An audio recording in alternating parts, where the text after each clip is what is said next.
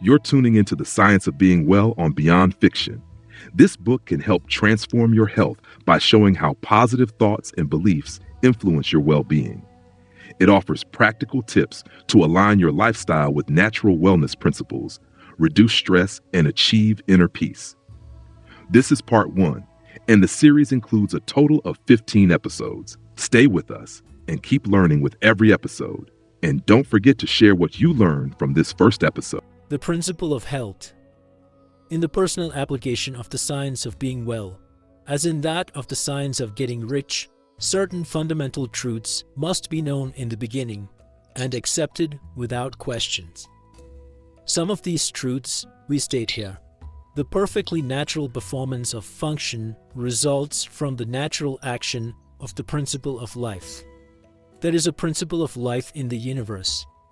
It is one living substance from which all things are made. This living substance permeates, penetrates, and fills the interspaces of the universe.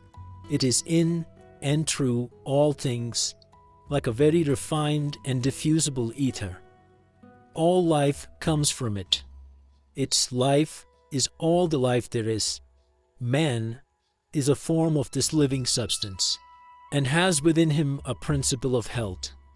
The word principle is used as a meaning source. The principle of health in man, when in full constructive activity, causes all the voluntary functions of his life to be perfectly performed. It is the principle of health in man which really works all healing, no matter what system or remedy is employed. And this principle of health is brought into constructive activity by thinking in a certain way. I proceed now to prove this last statement. We all know that cures are wrought by all the different and often opposite methods employed in the various branches of the healing art. The allopath, who gives a strong dose of a counterpoison, cures his patient, and the homeopath, who gives a diminutive dose of the poison most similar to that of the disease, also cures it. If allopathy ever cured any given disease, it is certain that homeopathy never cured that disease. And if homeopathy ever cured an ailment, allopathy could not possibly cure that ailment. The two systems are radically opposite in theory and practice, and yet both cure most diseases. And even the remedies used by physicians in any one school are not the same. Go with the case of indigestion to half a dozen doctors and compare their prescriptions.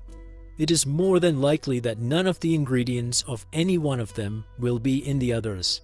Must we not conclude that their patients are healed by a principle of health within themselves, and not by something in the varying remedies? Not only this, but we find the same ailments cured by the osteopath with manipulations of the spine, by the faith healer with prayer, by the food scientist with bills of fare, by the Christian scientist with the formulated creed statement, by the mental scientist with affirmation, and by the hygienists with differing plans of living. What conclusions can we come to in the face of all these facts, but that there is a principle of health which is the same in all people and which really accomplishes all the cures, and that there is something in all the systems which, under favorable circumstances, arouses the principle of health to action, that is, medicines, manipulations, prayers, bills of fare, affirmations, and hygienic practices cure whenever they cause the principle of health to become active, and fail whenever they do not cause it to become active. Does not all this indicate that the results depend upon the way the patient thinks about the remedy, rather than upon the ingredients in the prescription? Please don't forget to support us by subscribing. We need your support to grow.